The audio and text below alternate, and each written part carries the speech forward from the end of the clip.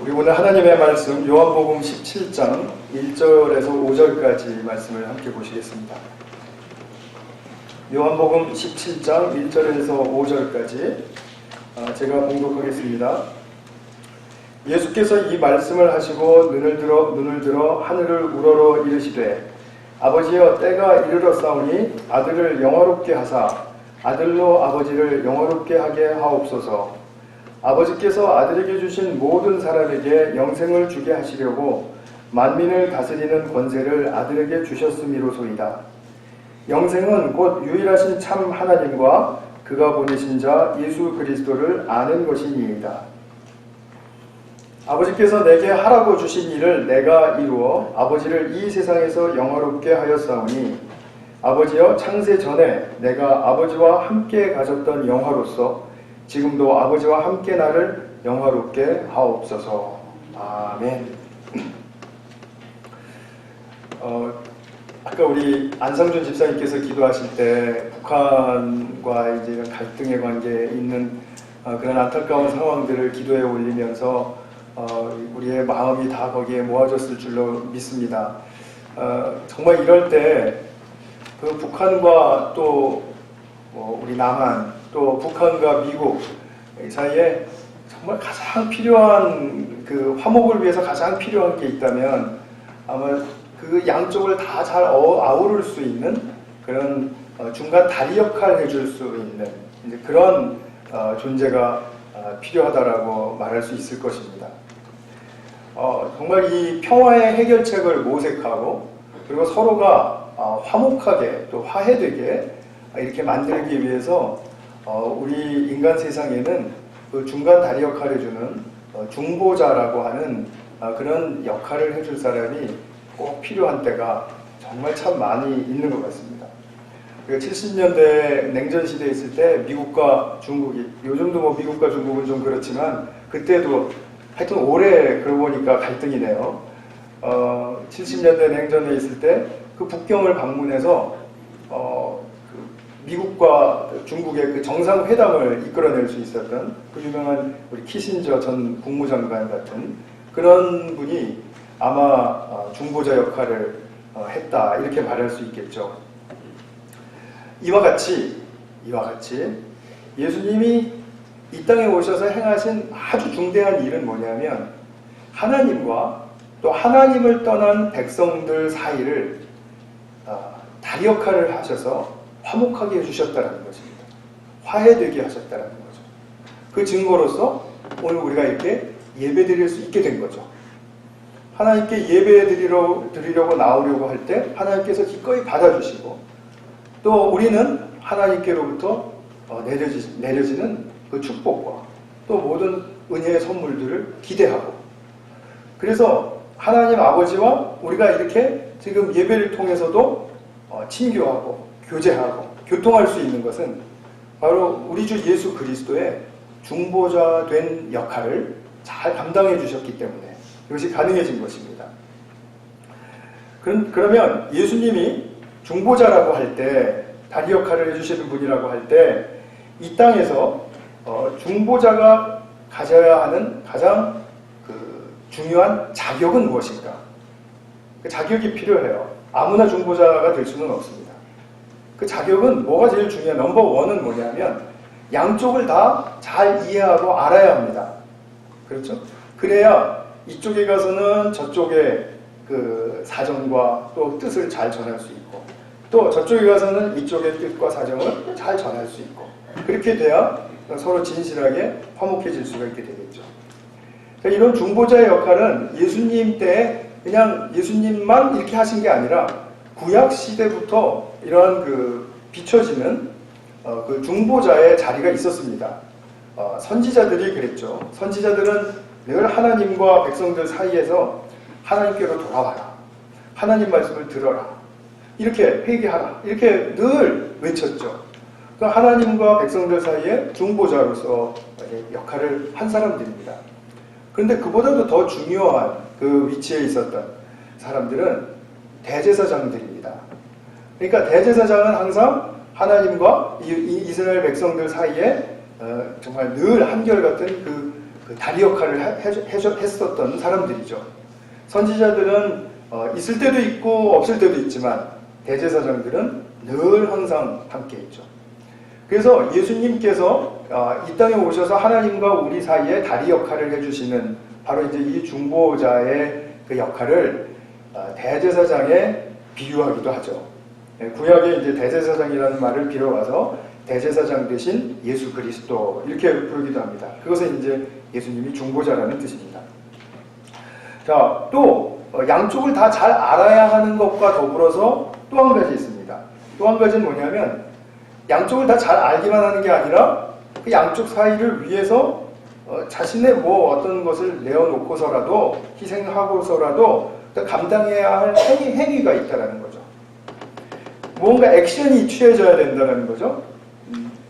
근데 그 액션은 우리가 이제 생각해보면 이리저리 이제 막 이제 발빠르게 이쪽 저쪽을 다니면서 이게 뭐 설명하고 또 이렇게 또 설득하고 이렇게 하는 것도 중요하지만 우리 예수님께 있어서 이 중보자로서 가장 또 중요했던 그 행위는 기도였습니다.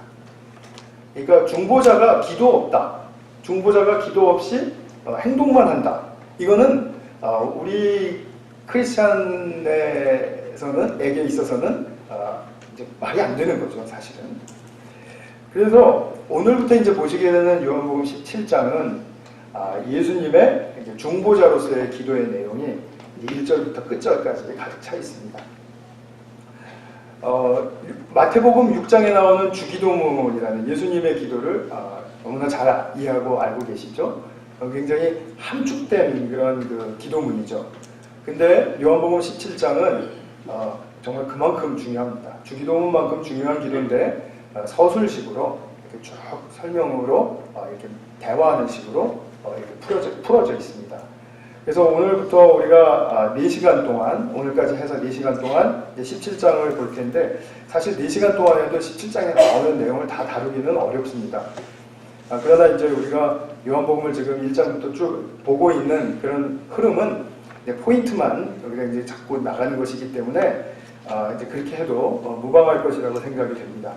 오늘 첫 번째 시간으로는 1절부터 5절까지 읽으셨는데 특별히 오늘 1절에서 3절까지만 이제 포커스를 해서 말씀을 드리도록 하겠습니다. 그 중심 내용은 무엇이었습니까?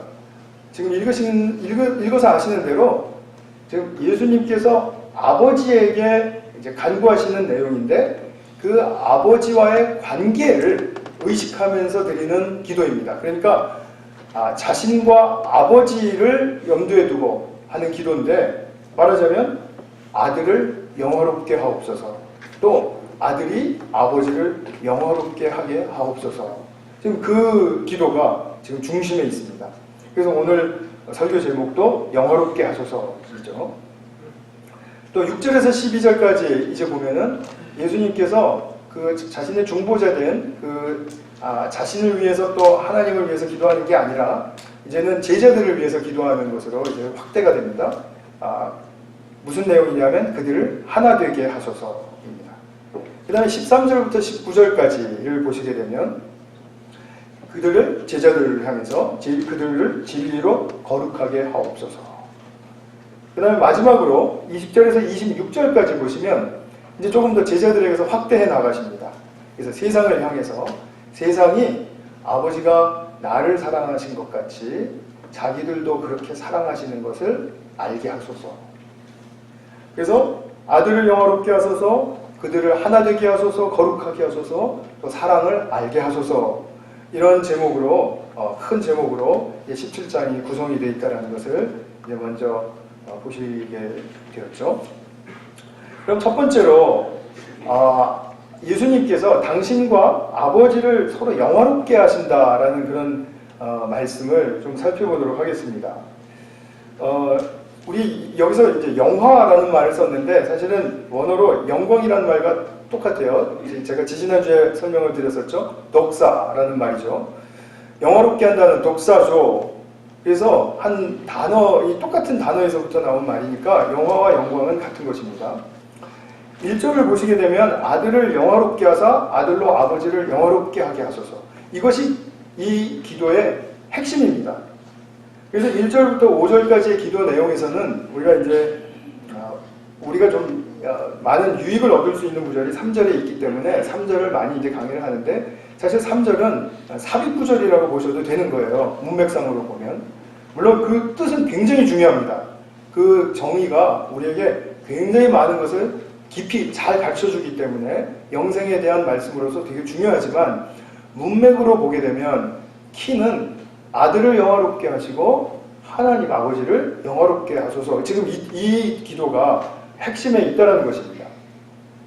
그럼 다시 복습하겠습니다.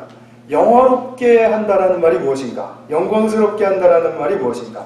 자, 아들이 영화롭게 되면은 어떤 뜻입니까? 지지난주 설교로 잠깐 이제 돌아가셔야 됩니다. 자, 예수님 아들의 인격, 그분이 어떤 분이신가를 드러내는 거라 그랬죠. 그렇죠? 그냥 숨겨져 있는 것만이 아니라 드러내야 된다. 또 그 아들이 가지고 있는 삶의 목적, 의도, 이것도 드러나야 된다. 그리고 그 목적을 이루어 가시는 그분의 삶의 방식, 어떻게 그 목적을 이루어 가시는가 하는 그 방식도 드러나야 하고, 그 방식으로 그 목적을 이루어 가면 어떤 열매를 맺게 되는가, 그것도 드러나야 하고. 영광의 초점은 드러난다라는 데 있어요. 그러니까 예수님께 있었던 그 인격과 목적과 방식과 그것으로 말미암아 일어나는 모든 열매가 빛과 같이 활짝 비춰지는 것, 그것을 영광스럽게 한다. 아들을 영광스럽게 한다는 것이 그런 것입니다. 자, 그러면은 아들이 그렇게 영광스럽게 되면, 그러면은 아버지는 어떻게 영광스럽게 된다는 뜻이죠? 그러니까 아들의 삶, 아들의 그 방식, 아들이 이루어 놓은 어떤 열매와 업적, 이것을 통해서 환하게 드러나는 것은 무엇일까요? 하나님 아버지가 어떤 뜻을 가지고 계셨던가, 어떤 마스터 플랜을 가지고 계셨던가, 그게 드러나겠죠. 그죠? 하나님의 구원의 그랜드 플랜, 위대한 계획이 드러나게 되는 것입니다. 그래서 세상이 그것을 알게 되는 거예요. 그런데 하나님 또한, 아버지 또한 마스터 플랜을 가지고 계실 때 얼마나 그분이 사랑이 많으시고, 얼마나 선하시고, 얼마나 섬세하시고, 얼마나 자비로우신 분인가 하는 그런 속성까지도 같이 드러나게 되는 거죠.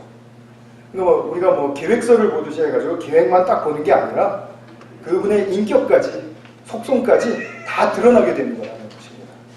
자, 이렇게 하나님께서 계획하신 것을 아들을 통해서 이루시고, 그것이 밝히 드러나게 하심으로써 또한 아버지의 것이 또한 드러나게 하시고, 서로 영화롭게 하는 이 상관관계, 이것이 굉장히 중요한 포인트를 갖습니다.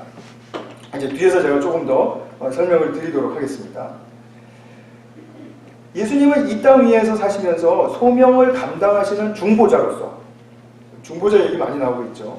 중보자로서 아버지와의 관계에서 드러나야 할 영광을 가장 먼저 간구하고 계세요. 이것이 당신의 삶의 어떤 순간에도 떠나지 않았던, 의식하셨던 중심입니다. 자신이 영화롭게 되어야 된다는 사실, 나로 말미암아 아버지가 영화롭게 되어야 된다는 사실을 절대로 잊고 살지 않으셨다는 뜻입니다.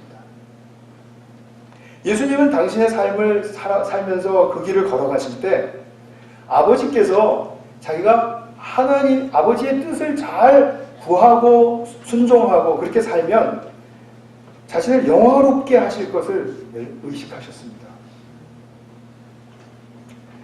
당신 자신이 어떤 다른 사람에 비해서 독자적으로 탁월해서가 아닙니다. 뛰어난 분이기 때문에, 견줄 수 없이 능력이 많고 뭔가 잘난 분이기 때문에 그런 것이 아니라, 양쪽이 맺은 서로 존중하고 서로에게 신실한 관계 때문에, 그 관계를 잘 지켜가면, 순종함으로써 그 관계를 잘 유지하고 그 관계를 풍성하게 지어가면, 그러면 자신의 삶은 영광스러운 것이 틀림없다라고 분명하게 믿었다는 것입니다. 그러니까 예수님께서는 자신의 삶에서 개인적인 업적이나 어떤 자기의 자랑거리가 중요하지 않았던 것입니다. 이것이 너무나도 중요했고, 더 중요했고, 우리 이것이야말로 진정한 인간이 걸어가야 할 영광의 길이었기 때문에 그런 것이죠. 사람은 누구나 다 살아가면서 어떤 사람도 예외 없이 그 자신이 믿고 있는 신념의 체계가 있습니다. Belief System이라고 하죠. 근데 이것을 독자적으로 형성을 해가는 것입니다. 왜냐하면 내가 살아남기 위해서는 이렇게 해야만 해. 이렇게 되어야 해. 이것이 있어야 해. 라는 그런 자신의 믿음이 자신의 삶을 생존시키기 위해서, 서바이브하게 하기 위해서 그렇게 해서 빌리프 시스템이라는 신념 체계가 생겨지게 됩니다.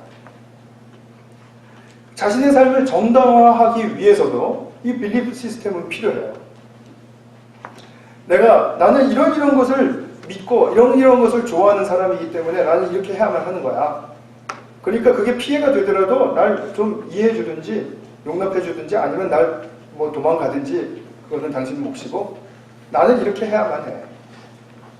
이런 어떤 자신을 정당화하기 위하고 또 자신이 살아남기 위해서 이 신념의 체계를 구축해요. 우리가 이 시대를 볼 때에도 신념의 체계가 두 개인 크리스천들이 있을 수 있습니다. 자기의 삶에 있어서는 이런 자기를 정당화하고 자기가 살아남기 위해서 갖고 있는 신념의 체계가 있고 또 교회에 와서 아니면 또 묵상하거나 또는 예수님이 의식이 될 때는 예수님을 믿어야 축복이 있고 또 그것이 바르게 사는 삶이라고 믿는 또 믿음의 체계가 있고 근데 이거는 두 개를 겸하여 사는 것과 같아요. 예수님께서 두 개를 겸해서 살 수 있다라고 말씀하셨습니까? 없다라고 말씀하셨습니까? 없다라고 말씀하셨습니다. 그렇기 때문에 한 개는 버리셔야 됩니다. 문제는 뭐냐면 자기가 어렸을 때부터 구축해온 이 신념의 체계를 발견할 수 있어야 된다는 거죠.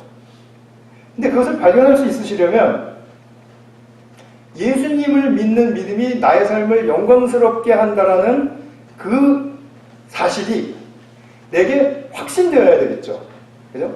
그 사실이 확신이 되지 않고는 내가 여태까지 의지하면서 살았던 나의 신념의 체계가 어떻게 버려질 수 있겠습니까? 못 버려지는 거죠. 버려진다 하더라도 또 다른 걸 또 채워가지고 조금 더 슬쩍 그걸 또 변모시켜서 변형시켜서 또 다른 자기 정당화하는 신념 체계를 또 구축할 수 있겠죠. 그러니까 우리가 교육할 때도 마찬가지입니다.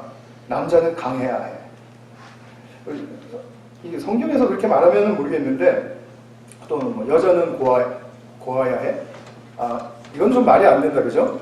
요즘은 여자도 터프해야 돼. 막 이렇게 얘기해야 되잖아요, 그죠? 옛날식인 것 같고요. 사람은 독립적이어야 돼. 최소한 이 정도 도덕은 지켜야 돼. 교회는 이러저러 어떻든지 간에 이 정도는 돼야 돼. 사회는 이 정도야 돼야 돼.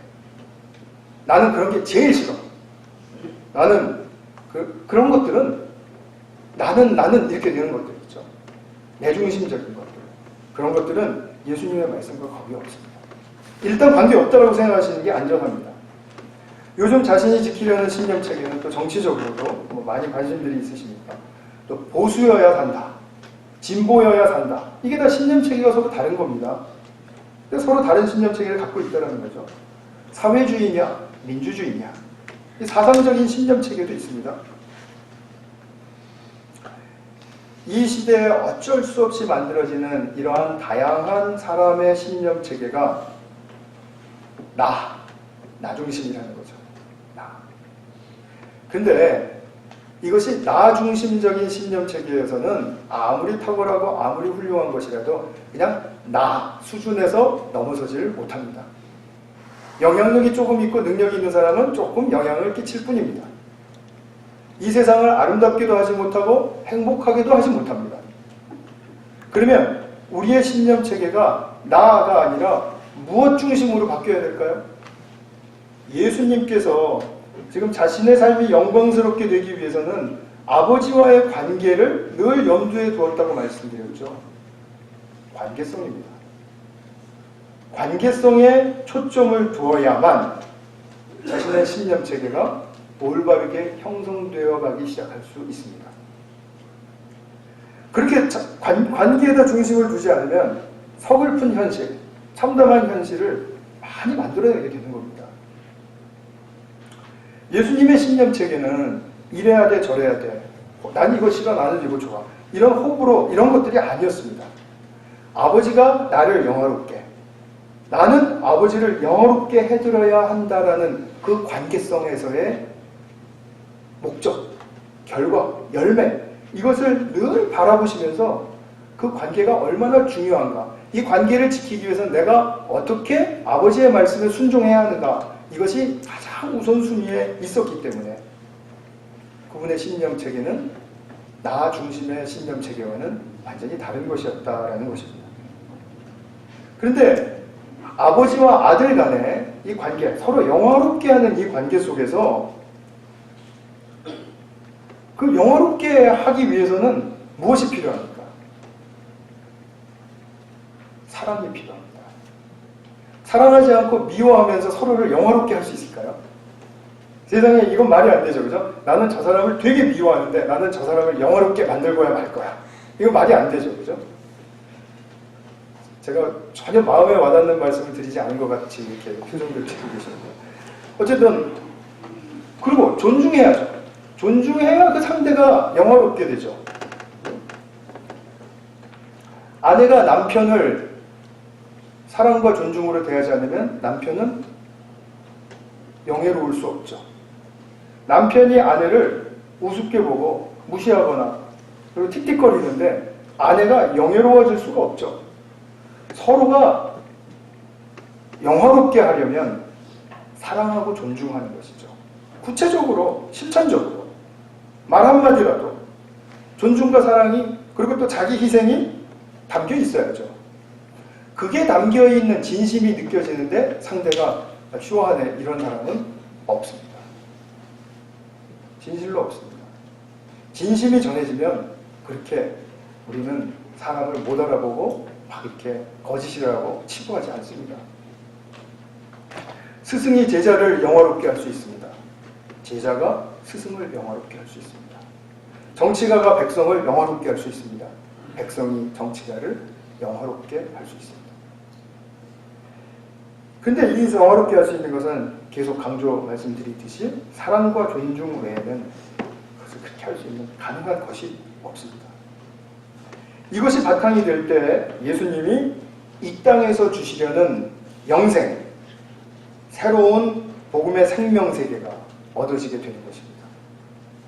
예수님은 이 방식을 통해서 당신의 구원사역을, 중보사역을 지금 감당하고 이루어가고 계시는 겁니다.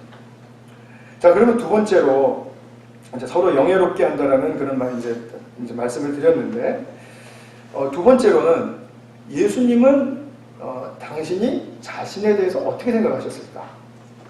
그러니까 자의식이라고 하죠. self-awareness. 2절을 보면 그걸 아실 수 있습니다. 예수님이 자신에 대해서 어떤 의식을 가졌는가를 엿볼 수 있는데 이렇게 나오죠. 예수님은 아버지께서 아들에게 주신 모든 사람에게 영생을 주게 하시려고 만민을 다스리는 권세를 아들에게 주셨음이로소이다. 굉장한 자의식이죠. 스케일이 이만저만 크신 게 아니죠.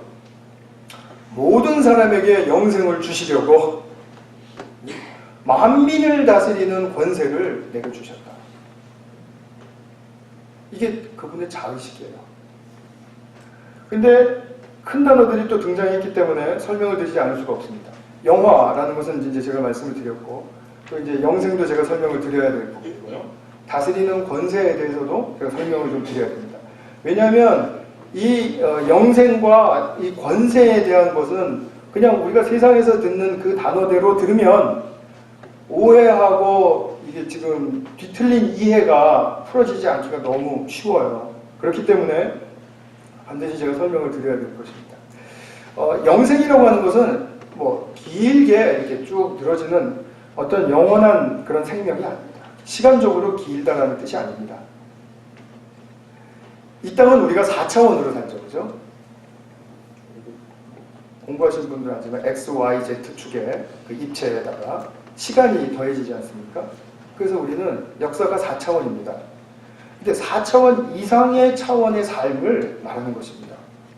그것이 뭐 5차원인지 10차원인지 100차원인지 저는 잘 모르겠습니다만 분명한 것은 4차원의 수준을 넘어가는 그런 차원의 삶입니다. 그러니까 이 영생이라는 것은 우리가 지금 물질적으로 또는 이 육체적으로 만지고 생각하고 그리고 계획하고 이렇게 할 수 있는 것 이상 우리가 이제 요즘 과학이 발전하니까 뭐 AI가 개발이 되고 또 뭐 자율주행차가 또 개발이 되고 뭐 이제 이런 식으로 해서 그거는 우리 지금 차원이 높은가? 아니죠. 그것도 딱 똑같은 지금 우리 차원 4차원에 머물고 있는 것들이죠. 인간은 아무리 개발하고 아무리 해야 4차원에 머물게 됩니다. 그걸 넘어설 수 없습니다.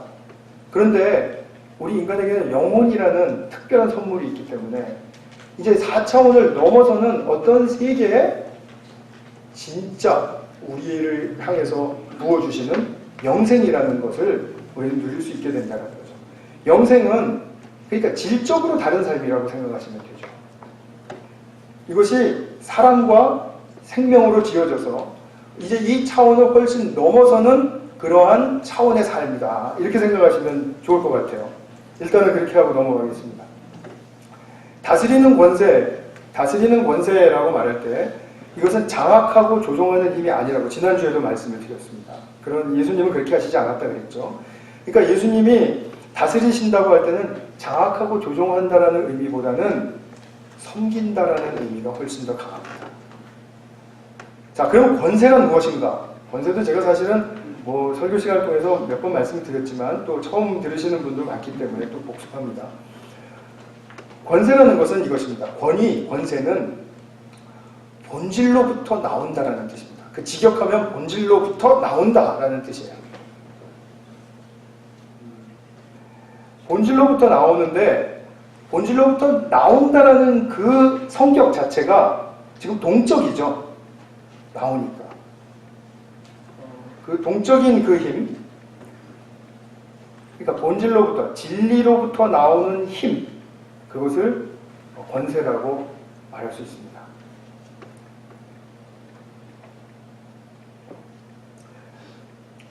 보이지 않는, 우리 눈에는 보이지 않는 진리로부터 발생해서 눈에 보이는 진리의 삶이 지어지고 또 진리의 사회가 지어지고 이렇게 만들어버리는 본질적인 힘을 권세라고 합니다. 이것은 진리로부터 나오는 힘이기 때문에 선한 힘이고 사랑의 힘이고 또 인간에게는 은혜로 주어지는, 그러니까 아주 값진 선물로 주어지는 힘입니다. 이 땅에 국가의 권세가 있죠. 그것으로부터 시작해서 부모의 권세도 있고 스승의 권세도 있고 예술가의 권세도 있고 더 나아가서는 작가의, 과학자의, 또 가정주부의 권세가 있습니다. 이 권세라는 것은 자기가 처한 영역 속에서 자기가 진리를 만나면 그 진리의 세계로부터 자기가 힘을 얻는 것이죠. 사랑의 힘, 선한 힘, 본질적인 그 힘을 얻어서 지금 내가 있는 이 자리를 그 진리에 걸맞게 잘 지어가야 되겠다. 이것이 진정한 권세를 행사하는 것입니다. 이 진리의 힘을 올바르게 행사해야만 이 세상과 사회와 우리의 관계와 모든 공동체가 잘 지어져 갈 수 있죠. 하나님의 뜻대로 잘 지어갈 수 있습니다. 이 올바르게 진리의 힘을 행사하는 것, 이것을 다스린다라고 표현을 하는 것입니다. 그러니까 우리는 다스리는 권세라는 것은 진정한 섬김을 위한 본질적인 사랑의 힘, 이렇게 그냥 생각하셔도 무방합니다. 전혀 틀리지 않습니다. 섬김은 우리가 조금 돕는 정도를 이야기하는 것이 아닙니다. 그냥 필요하니까 내가 좀 섬겨줘야지. 이게 아니고요. 섬김의 대상이 영생에 합당한 영화로운 존재로 회복되기까지 자기를 희생하면서 돕는 것. 그것을 섬김이라고 해요. 그것이 바로 예수님의 섬김에서 나타난 것입니다. 우리 모두는 우리가 이렇게 섬기려고 하기 전에 예수님이 나를 위해서 그렇게 섬겨주셨다는 것을 먼저 아셔야 됩니다. 이 섬김을 받을 줄 알아야 우리 또한 형제자매를 위해서 섬기기를 시작할 수 있게 되는 것입니다. 그러면 결국은 그 형제자매를 이 진리의 힘, 권세로 섬긴다라는 것은 우리 관계와 우리의 삶 속에서 하나님 나라의 풍미가 나타나는 것이죠. 로열티. 이런 어떤 하나님 나라의 귀족적이고 고귀한 어떤 풍성과 모양이 나타나야 되는 것이죠. 나는 그냥 살던 대로 막 살고 하고 싶은 말 막 하고 이렇게 하면서 예수님을 믿으니까 구원받았다. 이런 프레임에서는 조금 좀 떠나시기 바라요. 그거 믿는다고 우리에게 달라질 거 아무것도 없습니다. 그렇게 믿어서 우리가 얻고 누릴 축복이 하나도 없습니다. 그냥 똑같은 삶을 살 뿐입니다. 그러나 결국은 예수님의 다스리는 권세가 우리에게 임했을 때 나를 하나님 나라의 로열 피플, 로열 킹덤 피플로 그렇게 나를 높여주신다 라는 의식이 있고 또 내가 섬길 때 난 저 사람이 이렇게 품이 있는 자가 되도록 섬겨주고 싶다 라는 마음이 있을 때 그때 우리의 삶은 변화되기 시작하는 것이죠. 그냥 우리가 있는 그대로 받아준다 이렇게 얘기하니까 그냥 아무거나 다 받아주고 뭐 다 오케이로 생각하시는 분들이 꽤 많은 것 같아요. 그런 건 아닙니다. 즉 하나님 나라의 품위가 지니도록 하나님 나라의 품위를 지니도록 한다는 말은 성경적인 용어로 말하면 하나님의 형상이 회복된다 이렇게 말할 수 있겠죠. 예수님이 자신에 대해서 어떤 자의식을 가졌는지 다시 한번 잘 보실 수 있기 바랍니다. 그분이 이 땅에서 사시면서 엄청나게 다스리는 권세를 행사하셨습니다. 빈천한 자에게 그냥 다가가시는 거죠. 그리고 아픈 자들은 치유하시죠. 치유해서 끝나는 게 아닙니다. 그들과 함께 하심으로 말미암아 하나님의 자녀로서의 품위를 높여주시는 것입니다. 예수 믿고 그 나머지 인생을 살았던 모든 사람들은 무언가 달라진 삶을 살았습니다. 정말 품격 있는 삶을 살았다 이거죠. 제자들에게는 자기 종의 모습으로 발을 씻겨주셨습니다.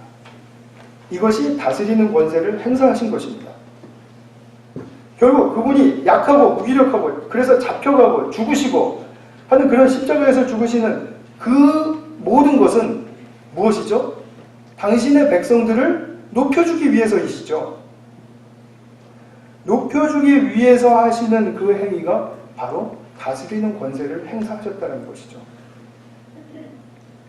그러면 우리는 그 다스리는 권세에 힘입어서 영생에 어울리는 삶을 살아가기 시작하는 거죠. 도우시는, 다스리시는 권세입니다. 이 권세로 우리를 구원하시는 것입니다. 세상적인 권세는, 세상적인 품이라는 것은 고상하고 점잖고 말수가 적으면 됩니다. 옷 좀 잘 입고. 근데 하나님 나라에서의 이 예수님의 품위는 그렇지 않습니다. 섬기는 권세를 완벽하게 자기의 모든 것을 다해서 쏟아낼 때 이것이 바로 진정한 품위가 되는 것이죠. 그러면 우리는 무엇을 할 수 있을까? 한 단락 더 보도록 하겠습니다.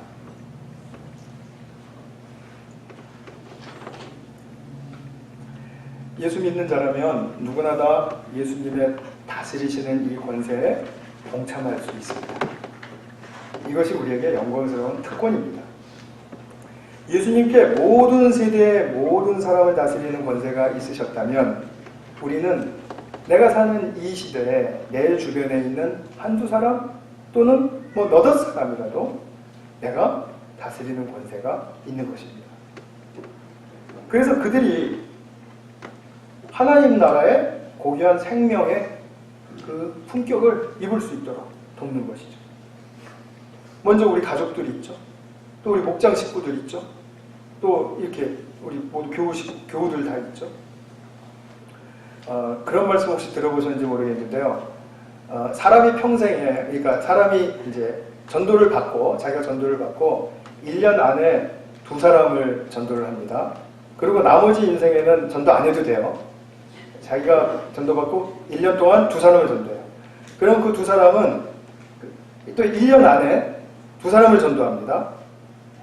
그럼 또 그 전도받은 사람은 1년 안에 또 2사람을 전도합니다. 그래서 각각에게 주어진 시간이 맥시멈 1년이라고 할 때 33년만 지나면 80억의 인구가 전도가 됩니다. 그러니까 내 평생에 할당된 양은 2사람입니다. 33년 산다고 했을 때. 그럼 되겠죠? 전혀 와닿지가 않으십니까? 제가 어저께 계산기 두들겨 가면서 여러 번 확인했습니다. 한번 해보세요. 2에 33승 80억이 나옵니다. 저 같은 경우는 우리 교우들이 저보다 다 훨씬 더 품이 있으시고 좋으시니까 저는 이제 내일부터 휴업으로 들어가도록 하겠습니다. 되겠죠? 네. 그거죠. 진리로부터 나오는 권세로부터 다스리는 것. 이것이 이 땅에서 예수님의 왕 노릇에 동참하는 것입니다. 우리 신약성경 보면 그분의 왕 노릇에 우리가 동참하는 성도들 이렇게 표현이 몇 군데서 돼 있죠, 그죠? 디모데후서에도 나오고 계시록에도 나오죠. 바로 그것이죠. 그렇기 때문에 우리가 이 일이 가능해지기 위해서는 우리 자신이 예수님과의 관계 속에서 진리를 만나는 게 중요합니다. 진리는 이게 그냥 마구잡이로 열리는 게 아니고요. 구한다고 열리는 게 아니고 그냥 이 관계 속에서 열리는 것입니다. 내가 연구하고 내가 도 닦고 내가 기도하고 그래서 얻어지는 진리가 있습니다. 조금 있습니다. 근데 관계에서 얻어지는 진리가 진짜 힘을 갖습니다. 나 혼자 연구하고 이렇게 해서 얻은 진리는 나에게 잠시 깨달음의 기쁨을 줍니다. 근데 나의 삶으로 힘으로 변화되기에는 또 많은 연습이 필요해요. 그래서 우리가 관계 속에서 내가 저 사람을 사랑하고 존중해야 되겠다라는 그런 씨름 속에서 진리가 열리게 되는 거죠. 사랑이라는 것은 이렇게 정말 중요한 것이로구나. 내가 사람을 존중한다는 것은 정말 이거는 빼놓고 나갈 수 없는 것이로구나. 이런 것들이 확연하게 자기에게 느껴지면 앞으로 그 사람은 사랑하지 말라 그래도 사랑할 것이고 존중하지 말라 그래도 존중할 것입니다. 왜냐하면 그렇게 사는 건 사는 게 아니니까. 그래서 관계 속에서 배우는 게 중요합니다. 그러면 나는 예수 그리스도와 어떤 관계를 가지고 있습니까? 내가 극단적인 예로 사욕을 채우려고 예수님과 관계를 맺고 있을 분은 없으리라고 믿지만 극단적인 예로 사욕을 채우려고 예수님과 관계를 맺었습니까? 그런 사람에게는 진리가 열리지 않습니다. 진리의 힘이 전달되지 않는다는 거죠. 그러나 예수님이 내가 살 수 있는 어떤 삶다운 그걸 영생이라고 합니다. 진리로부터 나오는 삶으로 지어지는 그 영생의 삶을 살도록 믿음과 용기를 가질 수 있게 하는 직접적으로 내가 관계를 맺은 분이다 라는 것을 믿고 그분 앞에 엎드리면 진리는 보이기 시작하고 열리기 시작하고 그 진리의 힘이 나를 감동시킬 것입니다. 그러니까 그 진리의 힘이 나를 감동시키면 나는 예전에 살았던 삶처럼 살 수 없다 라는 뚜렷한 자각을 갖게 되죠. 인간과 피조물의 본질이 하나님의 사랑으로 지어진 것입니다. 그렇기 때문에 진리를 만난 사람은 하나님의 사랑을 다시 고백할 수밖에 없습니다. 그것이 우리에게는 이제 날마다 더 열리기를 기대하고 소망하는 것이죠. 그래서 예수님을 하나님의 보내신 자, 중보자로 믿는 것은 제가 지금 여태까지 드린 모든 말씀을 기초로 해서 굉장히 중요하다는 것을 아실 수 있겠죠. 관계 속에서 서로를 영화롭게 하고 내가 다스리는 권세를 지닌 자라는 자의식을 갖는 바로 그 측면이 우리에게 너무나도 중요하지 않습니까? 그래서 3절에서 보면 그가 보내신 자, 하나님이 보내신 자 예수 그리스도를 아는 것 너무나 중요하다고, 영생이라고 그렇게 말했죠.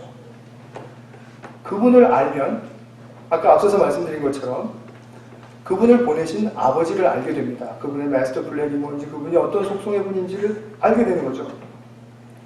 그러니까 예수님이 중보자로서 하나님과 우리 사이에서 먼저 당신과 아버지의 그 관계를 규명하시고 이렇게 되어야 된다는 목적을 분명하게 보이시고, 또 우리를 향해서는 그러한 그리스도를 아는 것이, 그 그리스도를 아는 것이 영생이라고 말하는 그 측면이 이제 좀 이렇게 맥이 쭉 좀 이어지셨으면 좋겠는데, 네, 그렇게 되실 줄로 믿습니다. 예수님을 보면 하나님의 영생을 주시려고 어떤 일을 계획하셨고 어떤 하나님이신지 어떤 사랑의 성품이신지 알게 될 수 있다는 것, 이것이죠. 마지막으로 우리 신약 성경에서 정말 우리에게 분명하게 말씀해 주시는 것 하나를 짚고 넘어가고자 합니다. 하나님이 우리를 사랑하시는 가장 큰 표현이 무엇일까요? 하나님이 우리를 사랑하시는데 나를 사랑하시는 그 가장 큰 표현, 로또 맞게 하는 거? 이런 거는 유치해서 그냥 뭐 들은 척 따라하시는군요. 그런 거 아니죠, 그죠? 사랑하시는 가장 큰 표현은 많은 분들이 지금 예감하고 계시리라고 믿어요. 그리스도를 보내주신 것입니다. 요한복음 3장 16절에 뭐라고 돼 있었죠?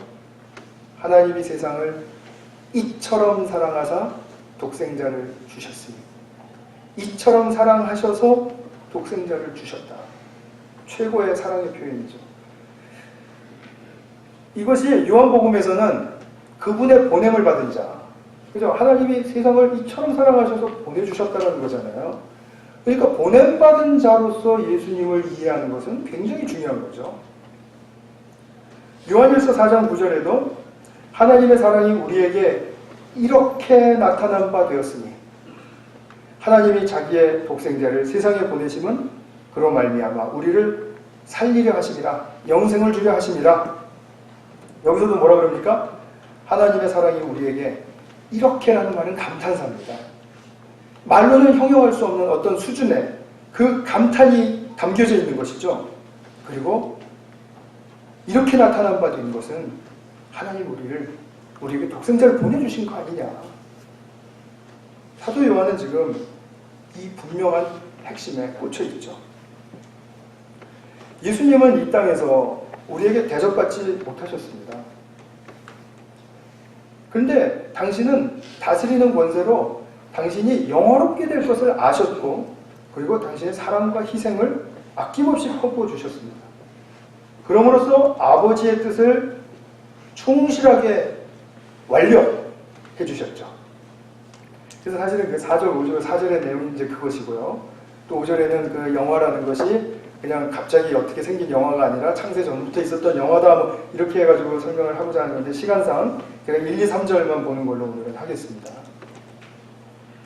그러니까 참 중보자로서 영광을 얻으신 우리 예수님, 그 중보자 예수님은 아버지를 온전하게 영화롭게 하신다.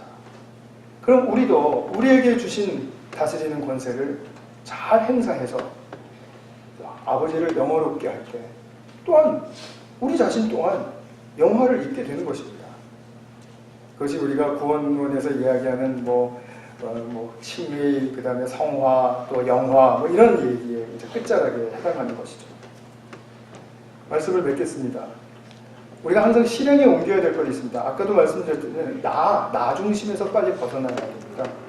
에고 중심, 자기 중심성, 자기를 생각하고 바라보는 것, 자기 신세를 꼼꼼하게 살피고 분석하는 것, 이런 거 없어져야 됩니다.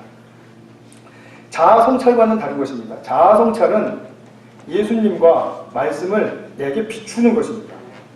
그러니까 그 거울을 보는 작업이 자아성찰이에요. 근데 지금 자아중심적으로 자기를 생각하는 것은 자아성찰이 아니라 자기를 강화하기 위한 방법을 강구하고자 하는 과정이죠. 이런 삶에서 빨리 벗어나야 됩니다. 삶을 전환시켜야죠. 중보자의 삶의 목표, 영화롭게 하시는 거. 그죠? 그 다음에 중보자의 삶의 방식, 다스림의 권세를 행사하는 것. 이것을 날마다 익혀가는 것. 이것이 바로 예수 믿고 축복의 길을 걸어가는 것이죠. 이제 앞으로 중보자 예수께서 이제 제자들과 또 더 나아가서는 우리를 위해서 기도하시는 그 내용이 잘 배워지면, 그럼 그 예수님의 기도가 우리의 삶에 응답되고 성취되는 그런 축복을 맞이할 수 있겠죠. 그런 모든 축복의 성도님들 되시기를 바랍니다. 같이 한번 기도하겠습니다.